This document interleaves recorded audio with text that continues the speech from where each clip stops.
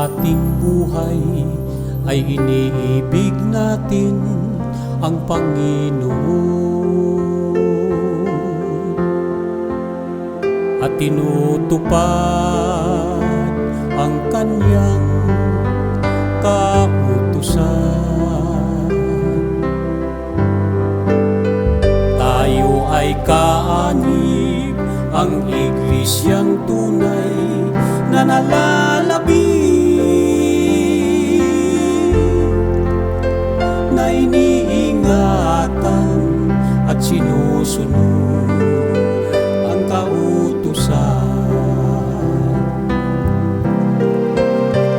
Ang 10 utos ng Diyos ay ang dakilang pag-ibig niya, isinulat sa 2 tapyas na bato.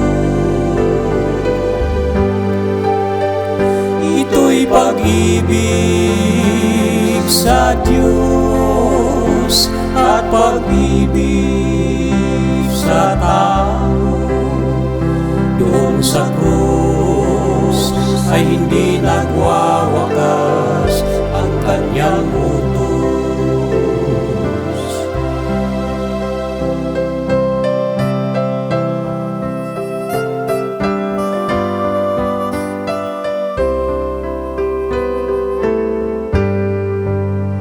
Sa panahon ngayon, maraming bulaang mangangarap ng utos daw ay wala ng bisa at lipas na. Sinikap sirain ng kaaway ang kautusan. Mag-iingat tayo, baka tayo'y mailigaw. Ang 10 utos ng Diyos ay ang dakilang pag-ibig niya, isinulat sa 2 tapyas na bato. Ito'y pag-ibig sa Diyos at pag-ibig sa tao. Doon sa krus ay hindi nagwawakas ang Kanyang utos.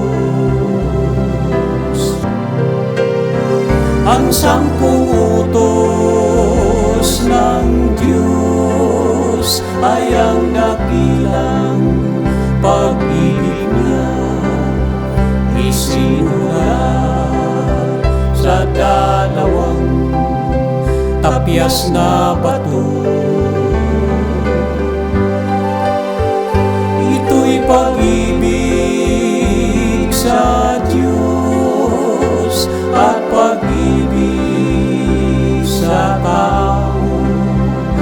Doon sa krus ay hindi nagwawakas ang Kanyang utos. Sa ating puso ay nasusulat ang 10 utos.